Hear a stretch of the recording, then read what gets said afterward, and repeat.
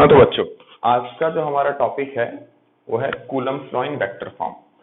ये जो टॉपिक है ये बहुत ज्यादा इम्पोर्टेंट है बोर्ड्स पर्सपेक्टिव से, क्योंकि बोर्ड्स में ये सवाल काफी बार आ चुका है। 2 नंबर का पूछता है, 3 नंबर का पूछता है। न्यूमेरिकल ओरिएंटेड ये टॉपिक है नहीं, प्रॉपर थ्योरी ओरिएंटेड है, थ्योरी की तरह ही पढ़ेंगे इसको। ठीक है बेटा, डिराइवेशन करेंगे, सिंपल सा चीज है, बस डिराइवेशन करना है, तरीका देखना है, आगे बढ़ना है। नोट्स में आप पेज नंबर 6 खोल लीजिए, वहां पे आपको मिल जाएगा ये चीज पूरी तरीके से। खैर, दो चार्जेस है Q1 और Q2, हमको क्या करना है, कूलम्ब्स लॉ किसमें लिखना है, वेक्टर फॉर्म में। पहले हम ऑलरेडी कूलम्ब्स लॉ लिख चुके हैं, लेकिन हम वेक्टर फॉर्म में लिखेंगे। चार्ज Q1 है जिसका पोजीशन वेक्टर है R1, चार्ज Q2 है जिसका पोजीशन वेक्टर है R2। तो हमें निकालना है फोर्स ऑन 2 ड्यू टू 1, मत बोलना फोर्स ऑन 2 ड्यू टू 1, यानी कि 2 में कितना फोर्स लग रहा है 1 की वजह से। अगर मैं डायग्राम वाइज देखूं, तो मुझे पता है कि फोर्स ऑन 2 ड्यू टू 1 इस तरफ होगा, क्योंकि हमने दोनों को ही पॉजिटिव चार्ज माना है। तो this can be written as force on 2 due to 1। अच्छा, ये किस पे डिपेंड कर, ये सीधी तरीके से क्या वैल्यू होगी इसकी बताओ, कि Q1 Q2 डिवाइड बाई ये डिस्टेंस स्क्वायर। अच्छा, ये डिस्टेंस मैं कैसे निकालूं? इस डिस्टेंस को निकालने के लिए मैंने क्या किया, सिंपली एक वेक्टर बनाया यहाँ पे और इसको नाम दे दिया R21। क्यों R21? आप लोगों को याद होगा, अगर ये वेक्टर R1 है और ये वेक्टर R2 है, तो ये वेक्टर क्या हो जाएगा, जो R21 आपका वेक्टर है ये क्या हो जाएगा, R2 माइनस R1। क्लास 11 में आपको वेक्टर सब्ट्रैक्शन कराया था। तो जिस चीज से जो चीज माइनस हो रही है उसी से शुरुआत होगी वेक्टर की। R1 माइनस हो रही है ना, तो R1 से ही क्या होगी, शुरुआत होगी वेक्टर की। तो R21 हमें मिला। आई होप यहाँ तक आपको समझ में आया होगा। तो क्या मैं कह सकता हूँ कि force on 2 due to 1 will be equal to K Q1 Q2 divide by उनके बीच का डिस्टेंस क्या है, R21 जो वेक्टर है उसका मैग्नीट्यूड का स्क्वायर। अच्छा, एक बात बताओ, force on 2 due to 1 scalar है कि वेक्टर क्वांटिटी? ये है वेक्टर क्वांटिटी।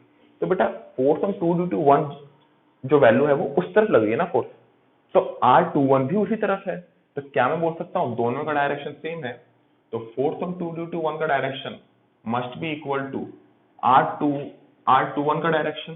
तो मैंने यहाँ पे क्या लगा दिया, सिंपली एक यूनिट वेक्टर से मल्टीप्लाई कर दिया। आपको पता है ये चीज हमें क्या दे रही है, मैग्नीट्यूड, और ये चीज हमें क्या दे रहा है, डायरेक्शन।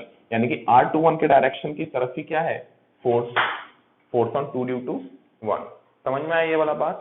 ठीक है बेटा, अब आपको पता है ये चीज।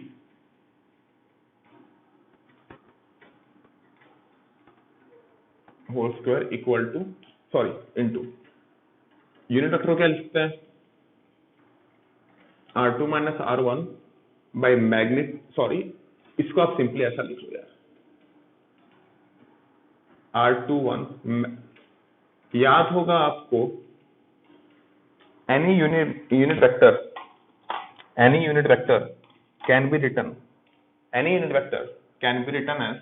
एक A cap equal to vector A by magnitude of A, class 11 की चीज। ठीक है बेटा, तो यहां से आगे K Q1 Q2 R21 square R21, ये क्या हो गया बेटा, R21 का magnitude whole cube into R21। बिल्कुल सिंपल सी चीज है। इसको और बढ़िया तरीके से लिखना है तो इसको ऐसे लिख लो आप, R21 की जगह क्या लिख लोगे, R2 माइनस R1 वेक्टर का whole cube into minus R1 vector. क्या ये बात आपको समझ में आई? तो बेटा ये क्या हो गया, फोर्स ऑन 2 ड्यू टू, अच्छा फोर्स ऑन 2 ड्यू टू 1 किस तरफ है, इस तरफ है। फोर्स ऑन 1 ड्यू टू 2 किस तरफ होगा बेटा, यानी कि फर्स्ट वाले में फोर्स इस तरफ लगा होगा, क्योंकि दोनों ही लाइक चार्ज जैसे तो रिपेल करेंगे। अच्छा एक बात बताओ, फोर्स ऑन 2 ड्यू टू 1 का मैग्नीट्यूड और फोर्स ऑन 1 ड्यू टू 2 का मैग्नीट्यूड क्या होगा, सेम। याद है कूलम्ब्स लॉ का फर्स्ट पॉइंट, म्यूचुअल। तो दोनों का मैग्नीट्यूड सेम होगा, लेकिन डायरेक्शन एक्जैक्टली क्या होगी, ऑपोजिट। तो हम लोग सिंपली बोल सकते हैं force on 1 due to 2 will be equal to minus of force 2 due to 1। और इसको बेटा सेम तरीके से अगर आप डिराइव करोगे तो आपका सिंपली वैल्यू आ जाएगा K Q1 Q2 divided by R2 minus 1 था, यहाँ पे उल्टा हो जाएगा R1 minus R2 whole cube, और यहाँ पे भी क्या हो जाएगा बेटा, R1 माइनस R2। तो force on 2 due to 1, force on 2 due to 1 ये जो मैंने लिखा है, और ये वाली जो आपकी हो गई फोर्स ऑन 1 ड्यू टू 2, दोनों का मैग्नीट्यूड देखो बेटा सेम है, K Q one Q two K Q one Q two same, denominator में R2 minus R1 minus R2, लेकिन सिर्फ मैग्नीट्यूड ले रहे हैं, तो A माइनस बी और B माइनस ए दोनों का मैग्नीट्यूड क्या होता है, सेम। तो पहली पूरी चीज तो सेम हो गई दोनों में, बस ये R2 माइनस R1 है, ये R1 माइनस R2, यानी कि बस एक नेगेटिव का फर्क है। तो बेटा ये यहाँ पे हो गई हमारा force Coulomb's law in vector form. तो आपको आई होप ये समझ में आया होगा। आपका काम है इसको उतारना है, और नोट्स में मैंने एक स्लाइड गलती की है, जहां पे मुझे R21 लिखना चाहिए था हर जगह, मैंने वहां पे R12 लिख दिया है, तो उसको काइंडली आप ठीक कर लीजिएगा, ठीक है बेटा। तो बच्चों हमारा जो अगला टॉपिक है वो है इक्विलिब्रियम ऑफ चार्जेस। बहुत ही इंटरेस्टिंग टॉपिक है, और आसान भी है, उतना कठिन है नहीं। तो इस पे अगर ध्यान लगा के समझोगे तो काफी इंपॉर्टेंट बन जाता है, क्योंकि ये कॉम्पिटिटिव एग्जाम में बेटा बहुत ज्यादा पूछा जाता है, काफी ज्यादा या इंपॉर्टेंट है, और बोर्ड्स वगैरह में भी आते हैं इससे सवाल, लेकिन कॉम्पिटिटिव एग्जाम में थोड़ा ज्यादा इंपॉर्टेंट हो जाता है। एनडब्ल्यूटी का तो मान लो मतलब सवाल काफी रहता है उसमें, ठीक है बेटा। तो अब ट्राई करते हैं इस सवाल को करने का। सवाल कुछ नहीं है, बोला ये है कि हमारे पास एक चार्ज Q1 है और एक चार्ज Q2 है, दोनों एक दूसरे को रिपेल कर रहे हैं, और ऑब्वियसली बात है दोनों पॉजिटिव हैं, तो दोनों दूर की तरफ जाएंगे, दोनों ही दूर की तरफ जाएंगे। तो हमें एक ऐसा चार्ज लेके आना है, आप लोग साथ साथ लिखते जाओ, find A third charge, find a third charge and where it should be placed so that the system comes in equilibrium। यानी कि हमें एक तीसरा चार्ज लेके आना है, हमें एक तीसरा चार्ज लेके आना है, और वो कहाँ पे बिठाए। तो बेटा दो वेरिएबल हो गए, एक हो गया बेटा चार्ज का मैग्नीट्यूड कि हम चार्ज कितना लाएं, और दूसरा चार्ज को हम कहाँ पे बिठाएं, कि इक्विलिब्रियम आ जाए। तो बेटा देखो ठीक है, एक बार देख Q1 पे फोर्स किस तरफ लग रहा है, इस तरफ फोर्स लग रहा है, एक कौन लगा रहा है, Q2 उस तरफ धक्का दे रहा है।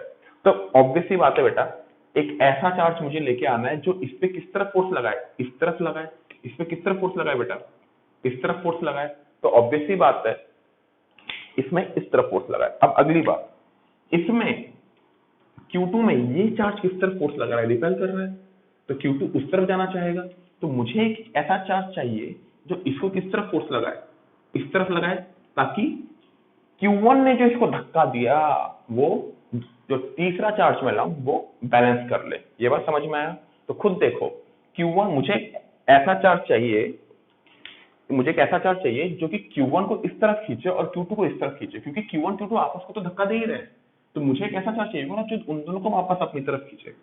तो दोनों को अपनी तरफ खींचे, कौन सा चार्ज हो सकता है, बात है पक्का कोई नेगेटिव चार्ज होगा बीच में। तो मान लो मैंने एक नेगेटिव चार्ज -Q ला लिया, तो अब देख -Q इसको इस तरफ खींचेगा अट्रैक्ट, और -Q इसको किस तरफ खींचेगा, उस तरफ खींचेगा अट्रैक्ट। तो चांस बनता है कि ये दोनों फोर्सेस आपस में कैंसिल होकर जीरो हो जाए, ये दोनों फोर्सेस आपस में कैंसिल होकर जीरो हो जाए। लेकिन यहाँ पे एक और चीज है, इस -Q को Q2 किस तरफ खींचेगा, इस तरफ। Q2 जो है इसको तो अपनी तरफ खींचेगा ना बेटा, क्योंकि ये प्लस है और ये क्या है माइनस। Q1 क्या है प्लस, -Q तो माइनस है बेटा, तो Q1 भी इसको अपनी तरफ खींचेगा।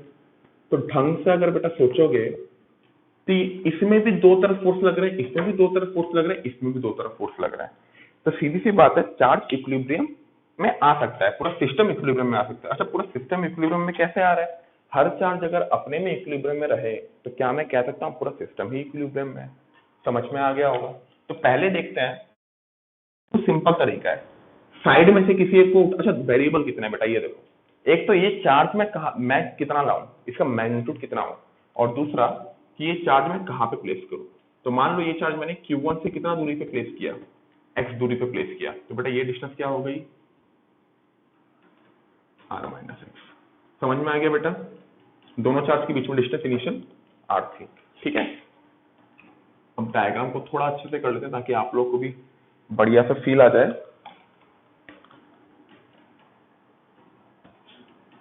पहले साइड में से किसी को भी उठा लो, Q1 को उठा लेते हैं। तो फॉर इक्विलिब्रियम ऑफ Q1, अच्छा इसमें इसके इक्विलिब्रियम ये बताओ Q1 को Q2 किस तरफ धक्का दे रहा है, उस तरफ ये देखना है आपको Q1 पे कौन फोर्स लगा रहा है, बाकी कुछ नहीं। Q1 पे क्या क्या फोर्स लगा रहा है, Q1 पे इस तरफ कौन धक्का दे रहा है, Q2, तो Q2 कितना फोर्स के Q1 Q2 डिवाइडेड बाय इन दोनों के बीच का डिस्टेंस कितना है बेटा, r² इक्वल टू Q1 पे इस तरफ कौन फोर्स लगा रहा है, -Q, तो कितना फोर्स होगा के Q1 इंटू Q, बेटा पता है ना, साइन नहीं पुट करना है, मैग्नीट्यूड पुट करना है, डिवाइडेड बाय इन दोनों के बीच का डिस्टेंस कितना है बेटा, x²। तो यहाँ से के Q1 कैंसिल गया, हमें मिलता है यहाँ से x² वहां पे लेके आ जाओ, x²/r² इक्वल टू Q/Q2। देखो बेटा अच्छे से देखो, यहाँ पे x² एक वेरिएबल है, हमारे पास वेरिएबल क्या क्या है, q और x। तो यहाँ पे q और x का हमें एक इक्वेशन मिल गया, क्योंकि r और q2 तो गिवन है, r कितना है और q2 गिवन है। हमें गिवन क्या क्या बेटा, पहले ये देख लो, हमें क्वेश्चन में ये गिवन रहेगा कि दोनों चार्जेस का मैग्नीट्यूड कितना है और दोनों चार्ज के बीच का सेपरेशन कितना है। तो Q1 Q2 और r गिवन रहेगा, बोलेगा तीसरा और मैं कहाँ पे लाऊं, तीसरा चार्ज Q कहाँ पे कितना लाऊं और x कितना दूर में प्लेस करूं। ठीक है बेटा, तो ये पहला इक्वेशन बन गया। पहले इक्वेशन में देखो बेटा Q और x जो दोनों निकल रहे हैं वो दोनों ही है यहाँ पे। ठीक है बेटा, आगे बढ़ते हैं अगले स्टेप पे। मैंने क्या बताया था, अब इन दोनों में से किसी एक का इक्विलिब्रियम और बीच वाले का इक्विलिब्रियम। तो बीच वाले का इक्विलिब्रियम यानी कि फॉर इक्विलिब्रियम ऑफ -Q, इस पे इस तरफ कौन फोर्स लगा रहा है, Q1 खींच रहा होगा, कितना फोर्स से खींचेगा, के Q1 Q divided by distance कितना है बेटा, x²। -Q को इस तरफ कौन खींचेगा, Q2, तो के Q2 into Q divided by बेटा क्या होगा, इन दोनों के बीच का डिस्टेंस कितना है, r - x। बेटा देखो K कैपिटल Q कैंसिल हो गया, Q2 Q1 को वहां लेके आ जाओ और r - x को उस तरफ लेके आ जाओ, तो r - x whole square by x² equal to आ जाएगा आपका Q2/Q1। ऊपर नीचे स्क्वायर है, कॉमन ले लो, तो r - x by x whole square equal to Q2 - Q1। अब बेटा दोनों तरफ रूट लगा लो, तो ये स्क्वायर हटा, रूट हो गया। r बाई इसको मैं लिख सकता हूँ r/x - x/x, x/x को क्या लिख सकता हूँ बेटा, 1 लिख लिया। अच्छा इस 1 को मैं वहां लेके चले जाता हूँ, आप लोग साथ में लिखते जाओ, ठीक है बेटा। तो वो +1 हो गया, वहां पे +1 हो गया। अब मुझे क्या निकालना है, x निकालना है, तो x को ये पूरी चीज को डिनोमिनेटर में लेके आ जाओ, x को उस तरफ लेके चले जाओ, तो x इक्वल टू क्या आ गया बेटा, r divided by 1 plus √Q2/Q1। x क्या है, distance from Q1, x is what, the distance from Q1 से x मापा है। तो बेटा देखो याद, ये फॉर्मूला के तौर पे याद ना ही रखो तो अच्छा है, लेकिन अगर याद रखना चाहते हो तो कैसे याद रखोगे, r divided by 1 plus √Q2/Q1। जो नीचे है ना उससे डिस्टेंस मापेंगे, जो नीचे है उससे डिस्टेंस मापेंगे, Q1 से डिस्टेंस मापेंगे। तो बेटा ये आपके ऊपर, आपको याद रखना है रखो, नहीं याद रखना है मत रखो, कोई प्रॉब्लम नहीं है, मैं तो याद नहीं रखता इस चीज को। तो बेटा x आ गया। अच्छा x में देख r Q1 Q2 और 1 है, तो r Q1 Q2 तो हमारे पास गिवन है, तो ये चीज की वैल्यू निकल जाएगी। और एक बार हम x की वैल्यू यहाँ से यहाँ पे पुट कर दें, तो मुझे बेटा Q2 पता है, r पता है, x भी अगर पता चल गया, x तो वहां से पता चल गया, तो Q निकल जाएगा कि नहीं। तो Q की वैल्यू डायरेक्टली आप निकाल सकते हो, Q2 x²/r²। तो x की वैल्यू आप पुट कर देना, रिजल्ट आपका आ जाएगा। ठीक है बेटा, की बात हम सीधा करेंगे इसके बाद न्यूमेरिकल। ठीक है बेटा, लेकिन अब तब भी ये वाला फॉर्मूला लिख लो, इस फॉर्मूला का आगे थोड़ा सा यूज आएगा, जब आएगा तो आपको बता दूंगा। ठीक है बेटा। हाँ तो बच्चों हम अगले सवाल पे आ चुके हैं। पहला सवाल बेसिकली आज का सवाल में ये बोला है कि 4 कूलम 2 कूलम दोनों positive charges placed at a separation of 3 metre, हमें तीसरा चार्ज कहाँ पे और कितना मैग्नीट्यूड का प्लेस करें जिससे सिस्टम में इक्विलिब्रियम आ जाए। तो हम पहले ही देख चुके हैं, 2 अगर प्लस है तो बीच में बेटा क्या आ जाएगा, माइनस, तो माइनस हम बीच में प्लेस कर दिया। अब अगला चीज है कि साइड में से किसी एक का इक्विलिब्रियम लो और बीच वाले एक का इक्विलिब्रियम लो। देखो बेटा ऐसा क्यों करते हैं, क्योंकि वेरिएबल 2 है, तो इक्वेशन भी 2 आने पड़ेंगे। तो पहला इक्वेशन के लिए हम क्या करते हैं, ऐसा करते हैं, यहाँ से डिस्टेंस क्या माना इसको, x। तो ये डिस्टेंस कितना हो जाएगा बेटा, 3 - x। चलो सॉल्व करने का ट्राई करते हैं, ठीक है बेटा। तो ये बताओ 4 कूलम को 2 कूलम रिपेल करेगा। तो ये कौन कर रहा है, 2 कूलम लगा रहा है। तो 2 कूलम बेटा कितना फोर्स लगाएगा, पहले लिख लेते हैं।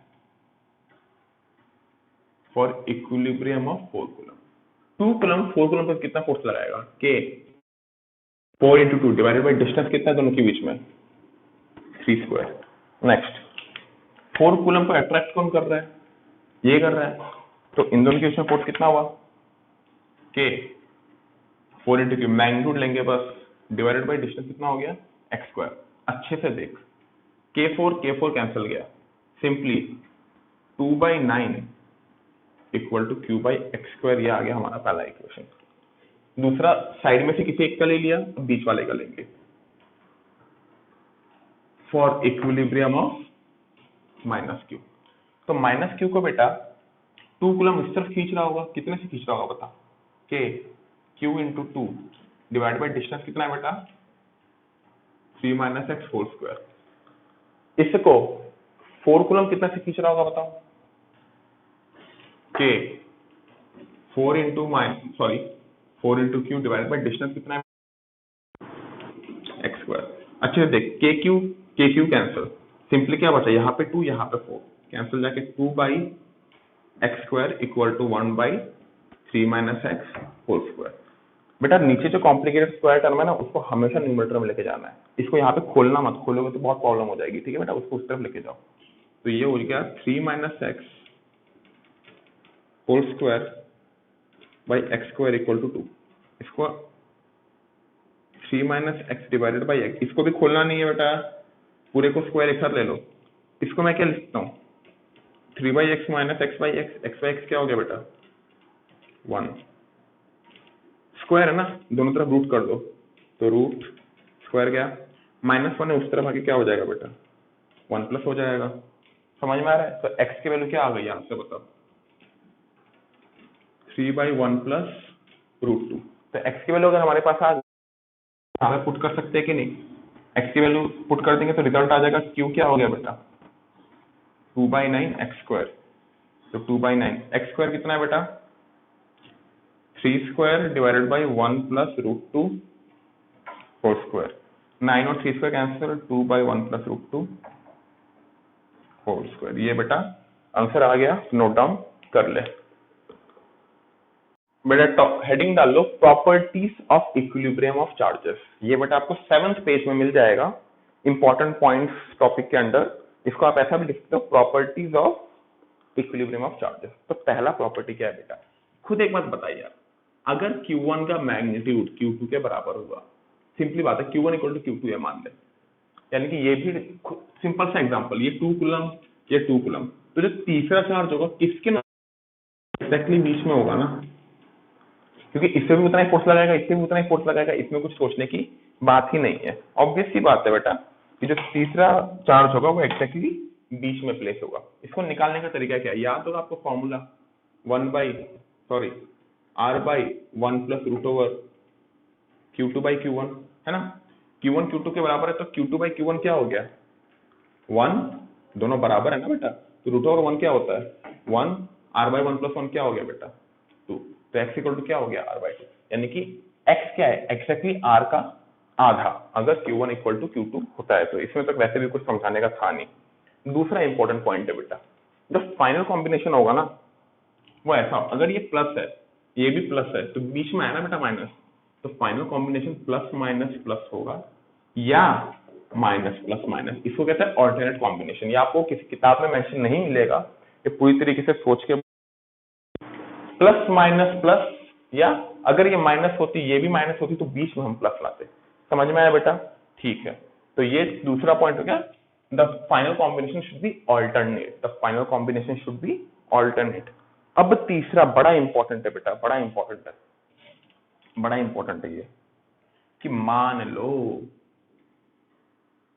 जो Q1 है वो बड़ा है Q2 से। ये ऐसा मान, थोड़ा इजी लेते हैं जो आपको भी समझ में आए। Q2 बड़ा है Q1 से, कुछ भी ले लो, कोई फर्क पड़ता नहीं है। Q2 बड़ा है, यानी कि ऐसा मान लो कि ये बेटा 4 कूलम है और ये वाला क्या है 2 कूलम। ये बेटा 4 कूलम है और ये क्या है 2 कूलम। अब बोला है कि चार्ज जो होगा किसके नजदीक प्लेस होगा। एग्जैक्टली बीच में तो होगा नहीं, या तो 4 के नजदीक होगा या 2 के नजदीक होगा, या तो 4 के नजदीक होगा या तो 2 के नजदीक होगा। देखते हैं किसके नजदीक आता है। ठीक है बेटा, हमको पता Q2 is greater than Q1, तो हम लोग ये लिख सकते हैं ना, स्टार्ट ऐसे करते हैं Q2 greater than Q1, इसको उस तरफ लेके चले जाओ। सही है बेटा, दोनों तरफ रूट लगा ले। ऐसा कर दोनों तरफ 1 भी ऐड कर ले, कर सकते हैं। 1 प्लस ये रूट ओवर 1 क्या होता है 1, 1 प्लस 1 क्या हो गया 2, तो 2 less than 1 plus root over Q2 by Q1 आ रहा है। अब ऐसा करो, क्रॉस मल्टीप्लाई कर दो, इसको इस ये लिख दिया, इसको ये लिख दिया, इसको यहाँ लेके चले जाओ, उसको वहां लेके चले जाओ, तो ये ऐसा आ जाएगा। ये जब नीचे आएगा तो ऐसा रहेगा कि नहीं, 1 plus root over Q2 by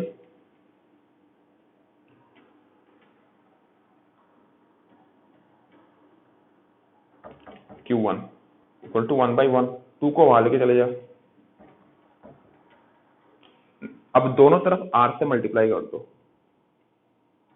अच्छे से था, x का फॉर्मूला था, तो क्या मैं यहां से लिख सकता हूं इस पूरी चीज को x, तो x इज लेस देन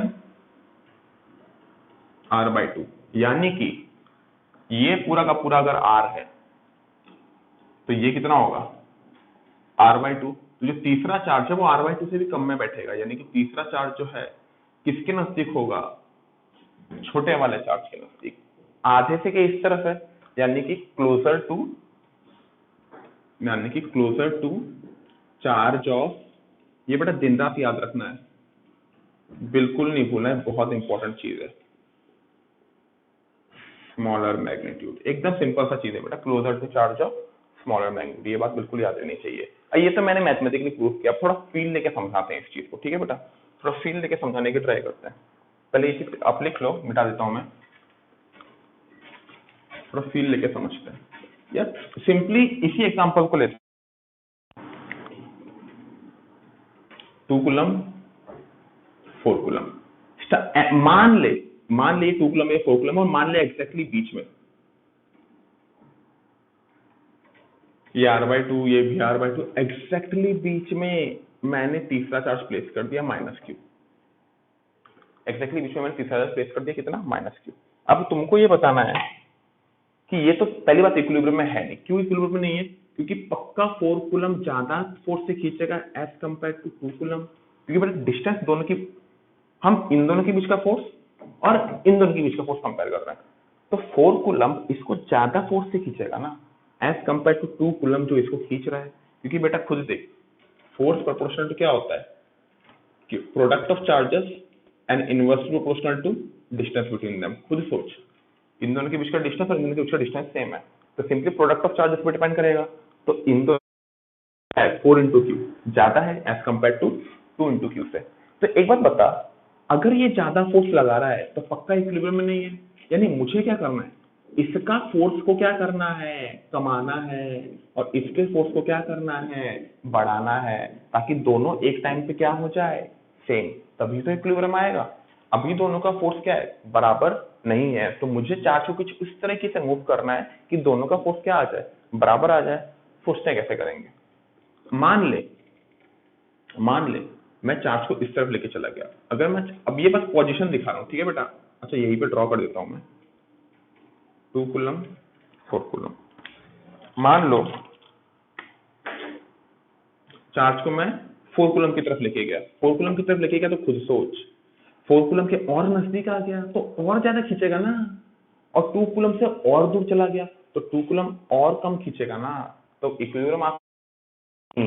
लेकिन अगर मैं चार्ज को इस तरफ धक्का दे दूं, थोड़ा इस तरफ धक्का दे दूं, तो खुद सोच 2 कूलम के नजदीक आया तो 2 कूलम का फोर्स क्या हो जाएगा, बढ़ जाएगा, और 4 कूलम से दूर गया यानी कि 4 कूलम का फोर्स क्या हो जाएगा, कम हो जाएगा। तो हो सकता है कि ये दोनों फोर्सेस क्या हो जाए, बराबर। तो इसका मतलब क्या है, हम किसकी तरफ धक्का दिए, छोटे चार्ज वाले की तरफ, तो charge is closer to charge of smaller magnitude. तो तीसरा चार्ज होगा वो कहाँ पे प्लेस होगा, closer to the charge of smaller magnitude. ठीक है बेटा। हाँ तो स्टूडेंट्स हमारा जो अगला सवाल है काफी अच्छा सवाल है, ये पिछले सवालों की तरह नहीं है। इस सवाल को समझने की कोशिश करें। 4 कूलम चार्ज रखा हुआ है, -2 कूलम है, separated by distance of 2 metre. हमें बोला है तीसरा चार्ज कहाँ पे और कितना मैग्नीट्यूड का लाए कि इक्विलिब्रियम आ जाए। अभी पिछले सवाल से अलग कैसे है, पिछले सवालों में हमें 2 पॉजिटिव दिया रहता था, इस सवाल में 1 पॉजिटिव और 1 नेगेटिव है। ठीक है बेटा। तो अब बोलोगे कि तीसरा चार्ज कहाँ रखें, तो याद करो वो चीज मैंने प्रॉपर्टी में लिखाया था कि final combination should be either plus minus plus और माइनस प्लस माइनस।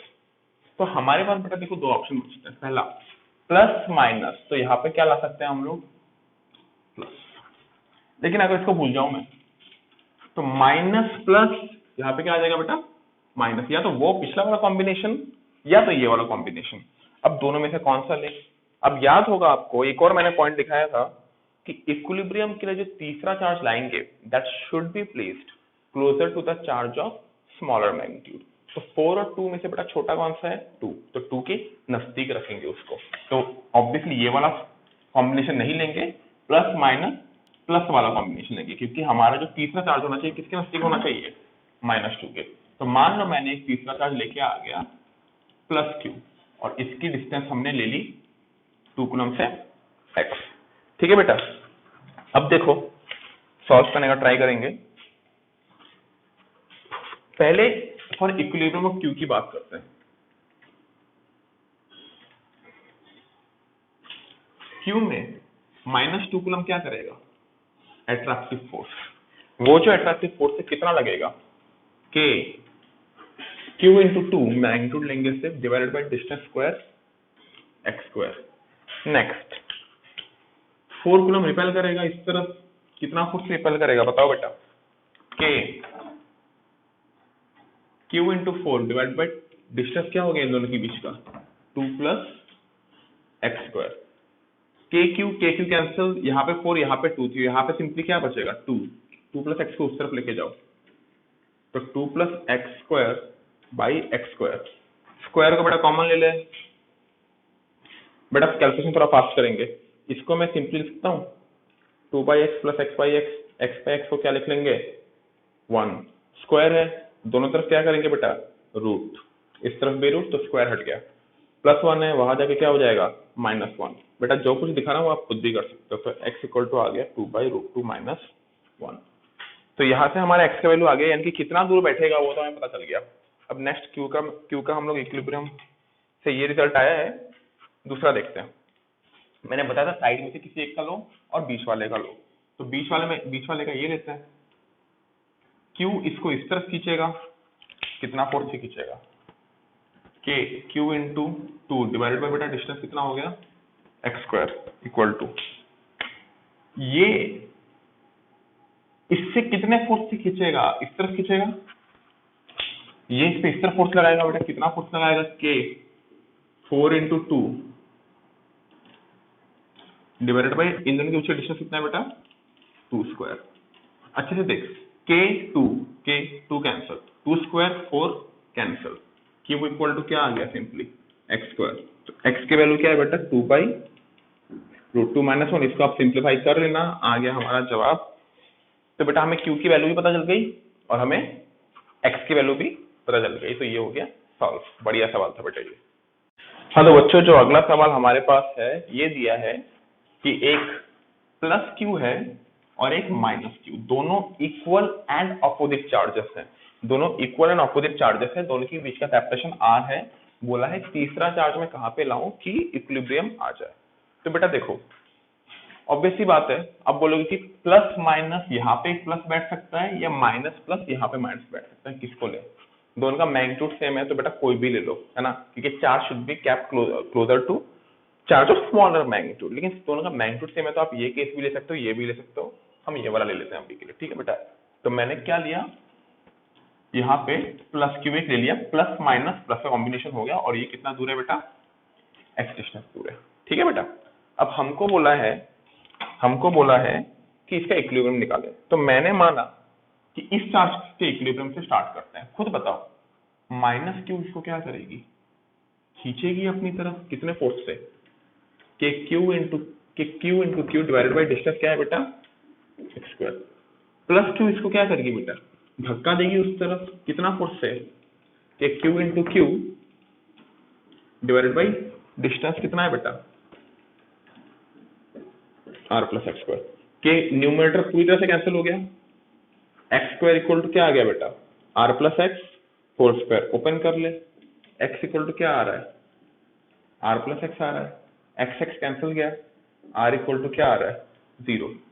तो ये इसको बेटा ऐसे नहीं, इसको थोड़ा मैथमेटिकल वे में करते हैं, 1 इक्वल टू क्या आ रहा है बेटा, R plus X by X whole square, ऐसा करो बेटा दोनों तरफ ऐसा करो, आप रूट ले लो, तो 1 इक्वल टू क्या आ जाएगा, आर बाई एक्स प्लस 1, 1 और 1 कैंसिल गया, तो आर बाई एक्स क्या आ गया बेटा, 0। ये समझ में आ रहा है ना, इस टाइप को दोबारा लिख देता हूँ, रूट कर लो दोनों तरफ, तो रूट ओवर 1 भी 1 ही होता है, R by X minus X by X, तो बेटा आर बाई एक्स यहाँ आ गया, एक्स बाई एक्स तो 1 होता है, सॉरी प्लस है ना, प्लस 1 होता है, तो 1 और 1 कैंसिल हो गया, आर बाई एक्स 0 हो गया, यहाँ से बेटा आर तो नॉन क्वांटिटी है, एक्स हमें निकालना था, तो एक्स की वैल्यू क्या आ जाती है, इनफाइनाइट। इसका मतलब क्या है, एक्स का वैल्यू इनफाइनाइट आने का मतलब है कि इसको हम इनफाइनाइट में रखेंगे तब जाके वैलिड होगा, लेकिन बेटा कूलम्स लॉ तो फाइनाइट चार्जेस के लिए है, तो इनफाइनाइट का क्या करें, तो इससे ये कंक्लूजन निकलता है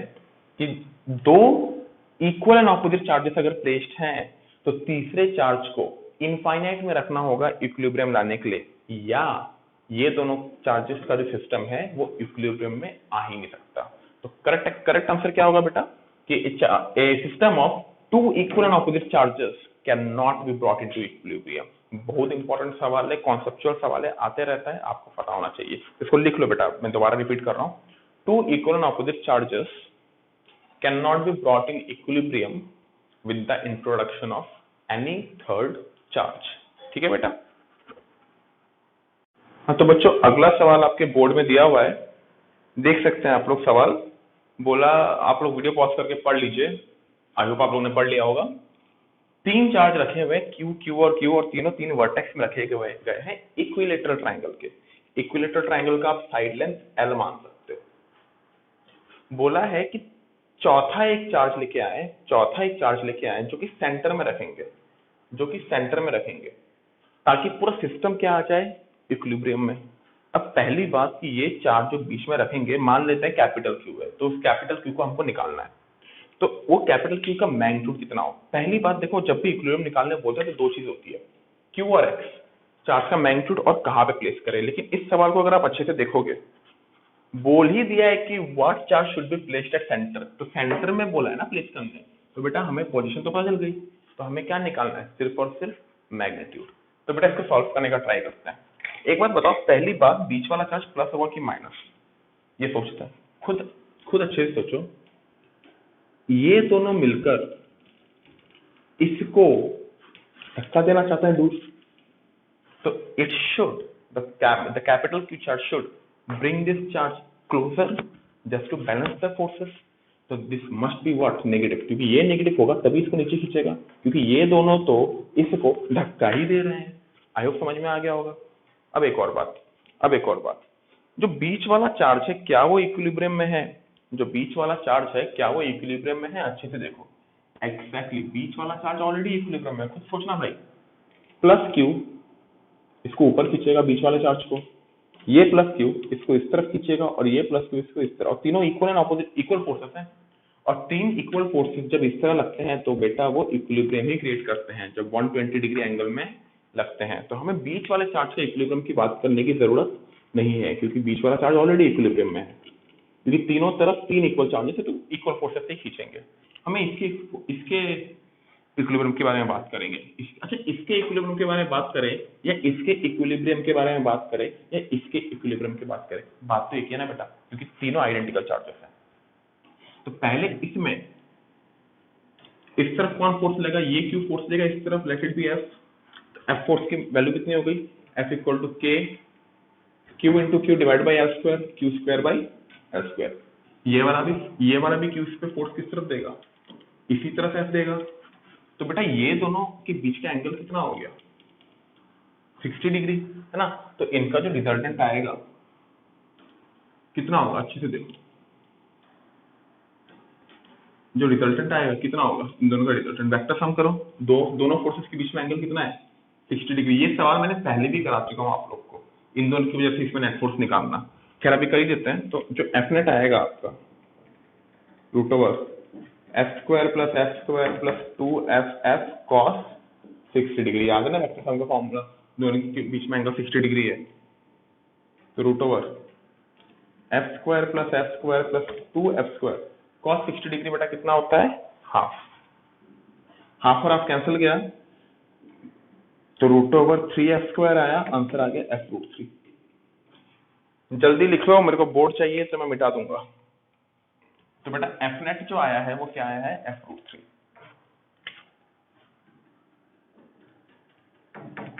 एफ नेट जो आया है वो है F रूट 3। F रूट 3 मतलब K Q square by L square into root 3। अच्छा, इस पे अब इसको मिटा देते हैं हम लोग। इस चार्ज Q पे ऊपर की तरफ तो ये दोनों फोर्स लगा रहे थे, लेकिन नीचे की तरफ कौन फोर्स लगा रहा था, ये माइनस Q। तो नीचे की तरफ जो माइनस Q फोर्स लगाएगा वो कितना लगाएगा, F डैश। इसको F डैश लिखते हैं। F डैश कितना होगा बेटा, F डैश कितना होगा, K Q into Q divide by इनके बीच का डिस्टेंस स्क्वायर। इनके बीच का डिस्टेंस बेटा ये डिस्टेंस कितना होगा, इसको मान लेते हैं अभी के लिए x। तो ये क्या हो गया बेटा, x स्क्वायर। यानी कि हमें ये वाला डिस्टेंस निकालना है। इस डिस्टेंस को कैसे निकालेंगे, देखो ये x है, सही बात है ना। तो बेटा देखो कैसे निकालोगे, यहाँ पे परपेंडिकुलर ड्रॉप करो, ये परपेंडिकुलर हो गया, ये पूरा कितना है l, तो ये कितना हो गया l/2। अच्छे से देखो, ये x है, ये L/, ये परपेंडिकुलर है। क्या मैं बोल सकता हूँ ये पूरा एंगल कितना होता है, 60 डिग्री। तो ये कितना हो गया 30 डिग्री। गौर से देखो, राइट एंगल ट्रायंगल फॉर्म हो रहा है। और यहाँ पे अगर हम राइट एंगल ट्रायंगल में देखेंगे तो बेटा अगर आप cos 60 लगा दो, सॉरी cos 30 लगा दो, तो बेस बाय हाइपोटेनस आ जाएगा, क्योंकि 90 डिग्री ये है, परपेंडिकुलर ये है, बेस ये, हाइपोटेनस ये, क्योंकि एंगल आपका ये है। cos 30 क्या हो गया, बेस बाई हाइपोटेनस x। तो x इक्वल टू क्या आ गया बेटा, L/2 cos 30 डिग्री। cos 30 कितना होता है बेटा, √3/2। तो 2 कैंसिल, आ गया आपका L/√3। जिनको हल्की फुल्की क्लास 10 की मैथ्स याद होगी, वैसे भी कोई बड़ी बात नहीं उसको निकालना। तो ये क्या हो गया बेटा, KQ divided by x square की जगह क्या हो जाएगा, L स्क्वायर बाई √3 स्क्वायर। तो वो ऊपर आ जाएगा बेटा। सिंपली आपका क्या हो गया, KQ by L square into 3। I hope समझ में आया होगा आपको अभी तक। तो बेटा एक बात बता, ऊपर लगने वाला जो F नेट है और नीचे लगने वाला F डैश है, they both have to be equal in order to make net force on this charge 0। यानी कि equation 1 must be equal to equation 2। तो यहाँ पे कर देते हैं बेटा, K Q square by L square √3 equal to K Q by L square 3। KQ cancel, L square cancel, यहाँ पे आया Q√3 equal to Q into 3। तो Q आ गया बेटा आपका Q बाई √3। ये हो गया आपका सॉल्व। बहुत बढ़िया सवाल। और साइन में बेटा क्या होगा, नेगेटिव। तो आंसर होगा आपका -Q/√3। तो आंसर होगा -Q/√3। समझ में आया बेटा।